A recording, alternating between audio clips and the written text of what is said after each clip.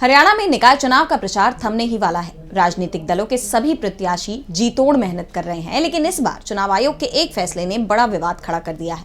चुनाव आयोग ने ऐलान किया है कि इस बार ईवीएम से ही वोटिंग होगी, लेकिन बिना वीवीपैट के। इस फैसले ने राजनीतिक गलियारों में हलचल मचा दी है। सवाल उठ रहे हैं कि क्या चुनाव आयोग ने सुप्रीम कोर्ट के आदेश की अवहेलना की है? तो क्या है पूरा मामला, आइए जानते हैं इस रिपोर्ट में। हरियाणा में निकाय चुनाव से पहले ईवीएम को लेकर फिर विवाद छिड़ गया है। चुनाव आयोग के मुताबिक हरियाणा में हो रहे निकाय चुनाव में इस बार वोटिंग तो ईवीएम से ही होगी, लेकिन वोटर्स ये नहीं देख पाएंगे कि उनका वोट उसी प्रत्याशी को मिला है जिसे उन्होंने वोट दिया है, क्योंकि इस चुनाव में ईवीएम के साथ वीवीपैट मशीन नहीं लगी होगी।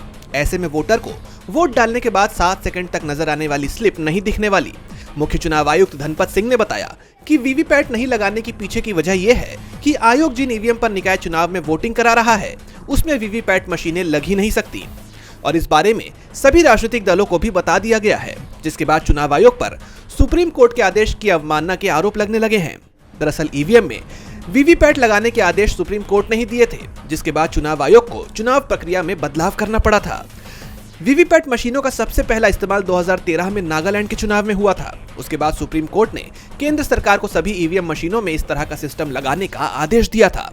और अब जब चुनाव आयोग पहले से भी ज्यादा गंभीर आरोपों से घिरा हुआ है, चुनाव आयुक्तों की नियुक्ति से लेकर आयोग की निष्पक्षता तक पर सवाल उठाए जा रहे हैं। विपक्ष ईवीएम सही चुनाव के खिलाफ है। सुप्रीम कोर्ट में भी अपील की जा चुकी है। ईवीएम और वीवीपैट के वोटों में मिलान तक की मांग की गई।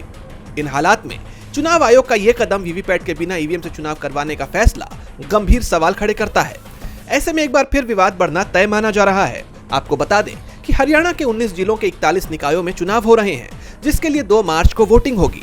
यहाँ ये बताना भी जरूरी है कि हरियाणा कांग्रेस द्वारा पिछले दिनों ही हरियाणा राज्य निर्वाचन आयोग के आयुक्त धनपत सिंह को मिलकर एक ज्ञापन सौंपा था, जिसमें हरियाणा में 2 मार्च को होने वाले निकाय चुनाव ईवीएम मशीन की बजाय बैलेट पेपर से करवाए जाने की मांग की गई थी। और इसके अलावा हरियाणा में SC/ST रिजर्वेशन को लेकर ज्ञापन सौंपा गया था, जिस पर हरियाणा राज्य निर्वाचन आयोग के आयुक्त धनपत सिंह ने कहा था कि हरियाणा में निकाय चुनाव ईवीएम मशीनों से ही करवाए जाएंगे। अब सवाल ये उठता है कि क्या चुनाव आयोग सुप्रीम कोर्ट के आदेश की अनदेखी कर रहा है? क्या ये फैसला लोकतंत्र और निष्पक्ष चुनावों पर सवाल नहीं उठाता? DB लाइव की रिपोर्ट।